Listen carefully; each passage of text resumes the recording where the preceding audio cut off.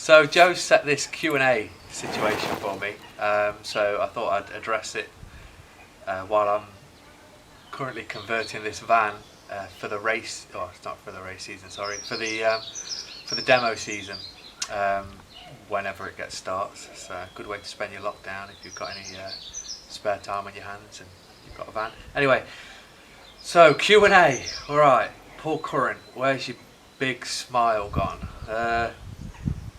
It was though it's a nice moody picture, it was a pretty dark and difficult day that day, so I was got caught on a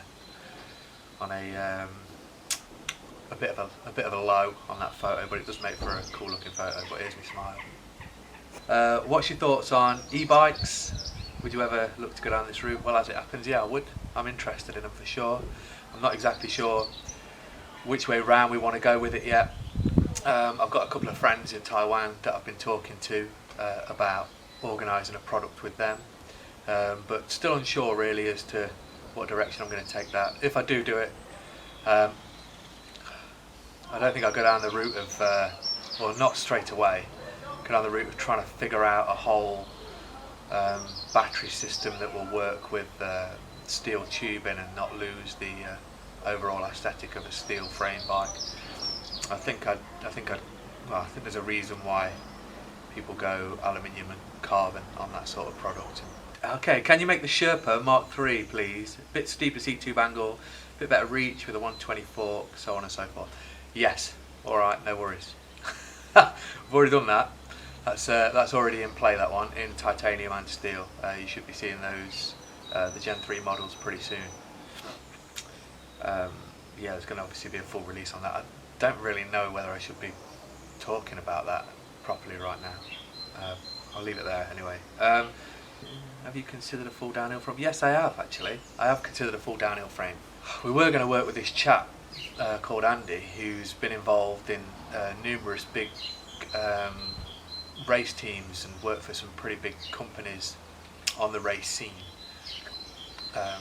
But I think with everything that's happened this year already, we're already on a back foot, so we might be looking to do something along those lines in a couple of years. But yeah, for right now, it's something I'm interested in, but it's not something I've moved forward with this year as I intended to be honest.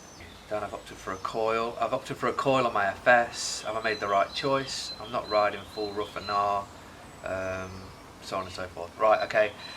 So the way the kinematics are laid up, they're progressive. So really, the more linear a shock feels, the better.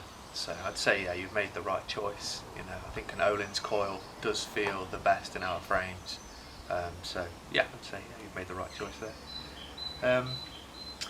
Can you come up with a budget-friendly frame? Can we come up with a budget-friendly frame? We've talked about this. We even almost bought out a product called the Start Line, where we used a real standard kind of 4130 chromoly, basic double-butted tubing, no like 3-port internal routing like the stealth routing system that we run on our frames, no yokes.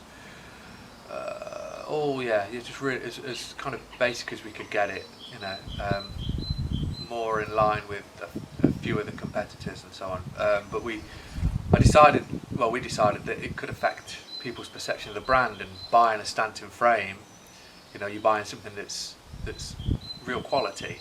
You know, you're buying something that's the best tubing you can get hold of, the best engineering and design resolves for geometric solutions, things like this. So, I don't know, do we really want to bring out a Skoda? I don't know. Ah, okay. Does Dan have any hair or just lots of woolly hats? I have lots of woolly hats. And no hair. I started going bald about 26, well actually, I think me and my wife went to Boots.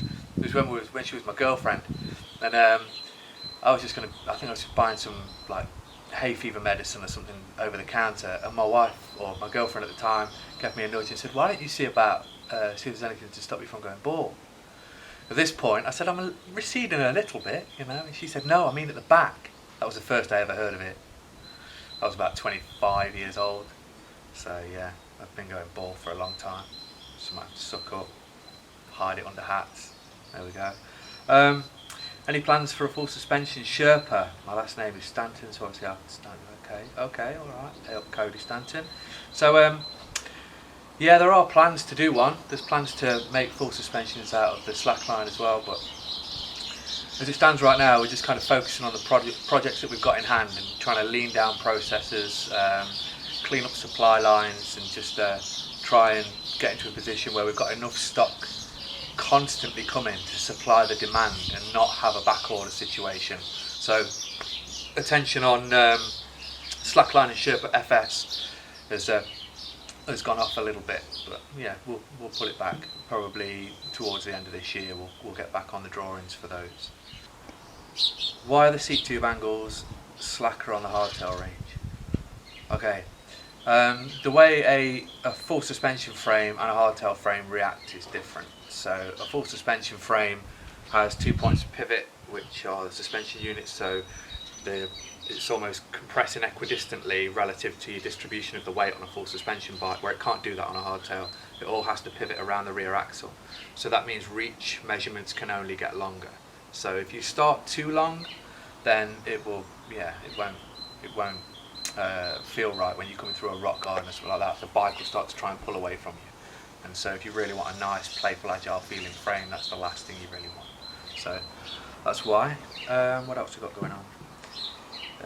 Hi, who comes up with the paint options? Okay, so we basically get in a room together, get naked, grab loads of different like poster paints, and put on R&B and just kind of dance erotically with each other and see what colours mix. And then we just grab different tube sets and rub them on ourselves. And yeah, then that's how we come up with different colours and finishes. No, I've only done that once or twice. It's actually house music and disco lights. No, generally, Simon's the guy who comes up with most of the finishes, to be honest. He contacts the different powder companies and sees what different colours we can get hold of and things like that, and then we do get together as a group. No nudity or erotic dancing. We just kind of figure out what ones we like the most and push those forwards as options. Does pineapple belong on pizza? Yeah, I think it does, to be quite honest, especially with pepperoni. Also, is there a new switchback in the works? Yes, there is. Gen 3. It's not too far away. Gravel bike, is it happening? Like I say, we're kind of parking a bunch of things at the minute and just making sure that our supply line's super lean and clean and getting into a position where we can supply the demand on these products, because yeah, that's our biggest drama at the minute. Will this Switch 9RFS ever come with 160 rear travel to take on the biggest in industry heavy hitting 29ers? Let's start with that bit of the question first.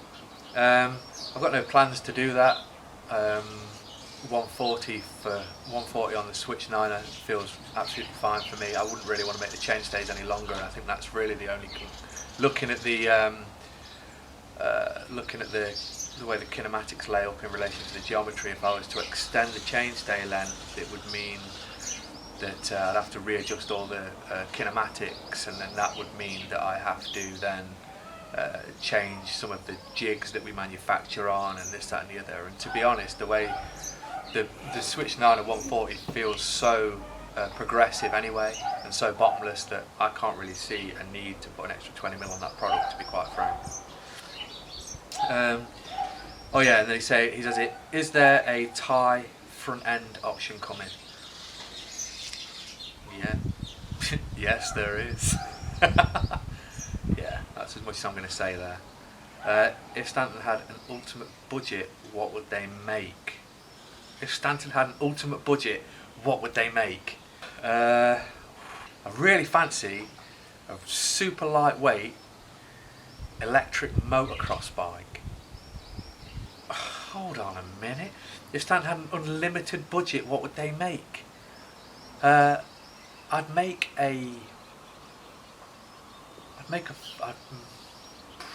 farm, and I'd put camping pods all over it, and I'd put all manufacturing buildings all over the place, and I'd have CNC machines everywhere, and all welding bays all squared away, and a big bike shop with all the demo bikes there and camping pods for you to come and stay in, and pump tracks and runs all around the Peak District. That's what I'd build if I had an unlimited budget.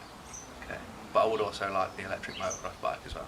I want a switchback 631 next gen steel model, 16.5 regular size, but it's not in production anymore. No, it's not in production anymore. The only reason that we did that size, there was a transition between the regular and the long, and it was solely to do with stem length.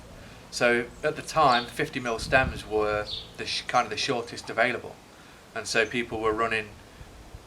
So all I did really, everyone was running 50mm stems, and offsets were longer. So all I did was put, when 35mm stems came out, took that 15mm and put it into the top tube. So then you still had the same reach of the bar overall, and yeah, ran with that product. And now nobody really runs 50mm stems, and so it's only the long available. In fact, there's no regular or long anymore. It's just switchback.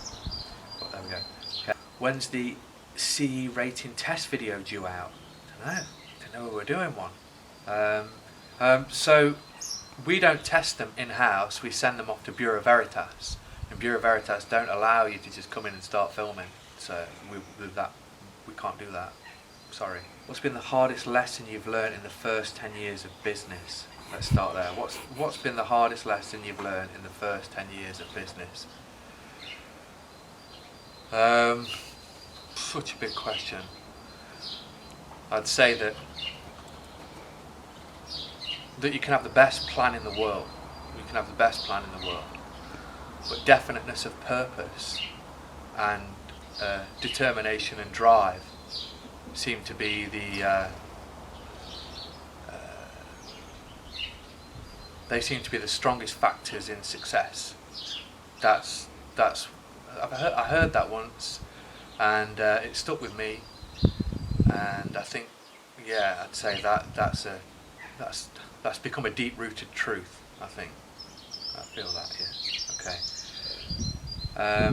Okay, and it's often said your geometry intentions have a strong BMX influence. Did you or do you ride BMX? Yeah, I used to play around BMX all the time, and also four cross as well. So that's kind of what, especially the original slackline. So I used to ride four cross bikes and go around trail centres about, what we're talking, 13 years ago. And I used to be riding with my friends. They're all on XC trail bikes, and I was on this little four cross bike.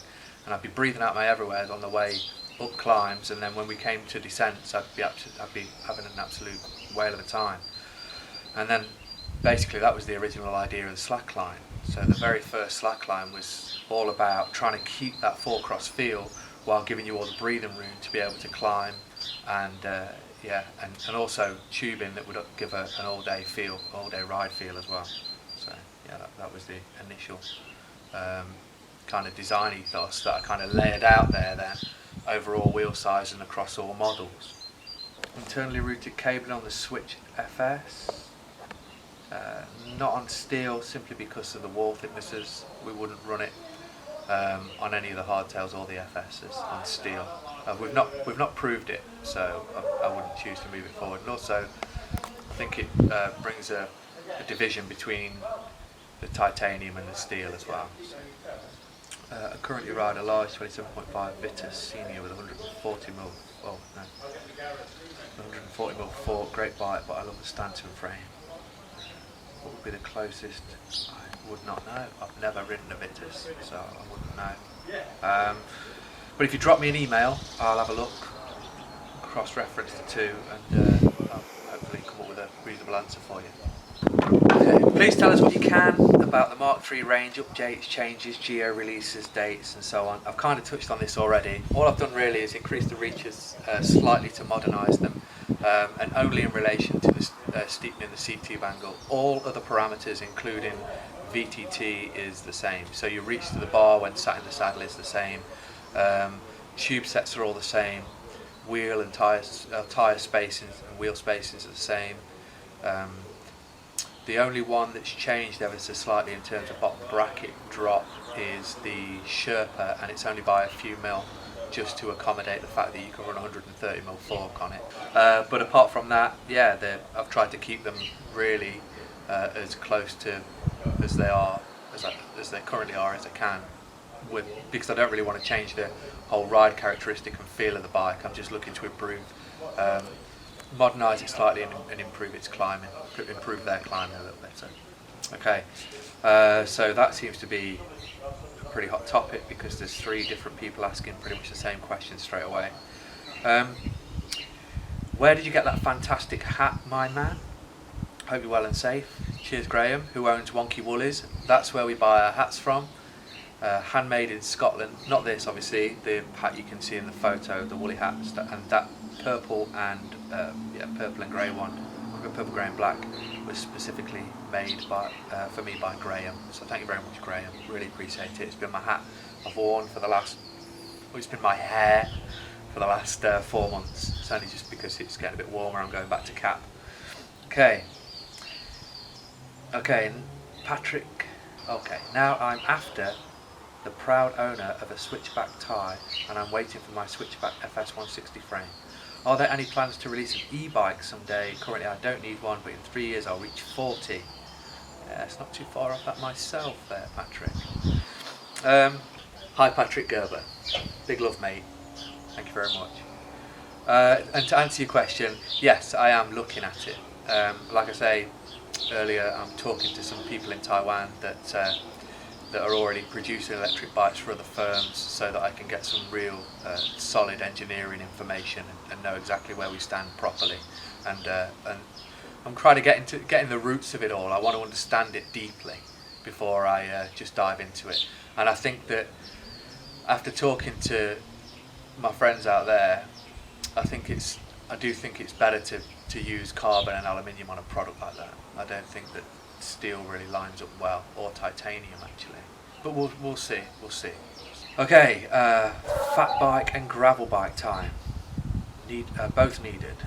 How does Stanton suspension design compare with pedaling efficiency to the Canfield Bikes platform? I don't know their platform, but I do know that we have a high anti-squat. And also, if you watch my video on the design of the kinematics and suspension platform on YouTube, I explain it all there. But things like we went to the added expense of designing and manufacturing in every single one of these frames the egg, which holds the bottom bracket and first link pivot as one single piece. So that then means that the force of the rider sat on the bike, which is obviously one force pressing the bike into the ground, and then the pedal stroke, which, if you think the first link pivot, I'm going to go on about it a little bit here. But first link pivot holds at the rear contact point, yeah, and then the bottom bracket is connected to the other force, which is the pedal stroke. And what's trying to happen is the top link wants to stay still, while the bottom bracket wants to turn like this under the pedal load, yeah. So if this is all one section, then the two can't work in opposite. So you can't lose energy from drive just through the assembly. So I think that makes a massive difference on our frames in terms of pedal efficiency. And then I also think that the fact that the bike has a high anti-squat and tries to step up, so what it's doing, it's driving the rear wheel into the ground rather than trying to squat. So that makes a big difference as well. So like I say, we've parked some projects. You know, we're not looking at the gravel bike at the minute. We're just trying to, obviously, as I said before, lean up the processes and so on and so forth. But I do actually have one. It depends on your height if you are interested in one. A 17-inch Sherpa Plus, which is a 29 3-inch tyre, adventure bike really. I wouldn't look at doing a fat bike, a full-on 5-inch or 4-inch tyred fat bike. It's just not my cup of tea, to be quite frank. I rode one, quite enjoyed it, but I didn't really like the wallowy feeling, like the way it seemed like the rim moved inside the width of the tyre. It felt unpredictable to me. I didn't really enjoy it, so I've not really got on that bandwagon, to be quite frank.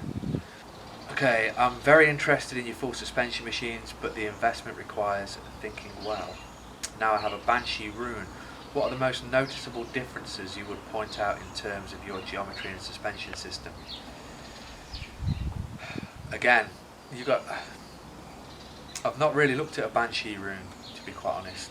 You know, I'll tell you, when I was looking at my FS design, I looked at industry leaders.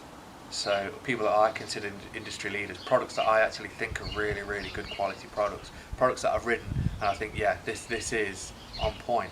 And that, you know, every time, Santa Cruz, Intense, and Yeti, they're the three main companies that I think are industry leaders.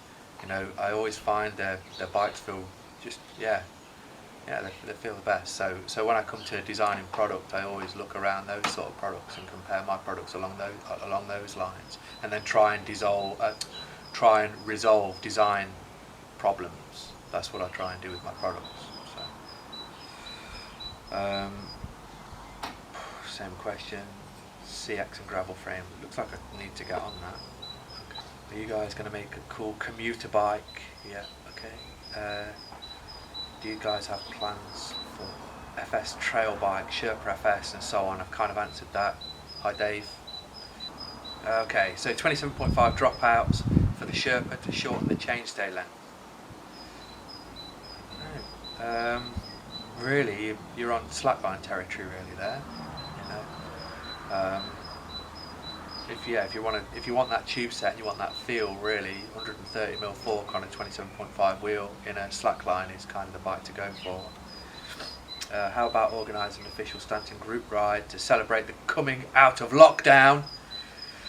Darren, I like that idea. I'll have a word with Beale. We'll get something together.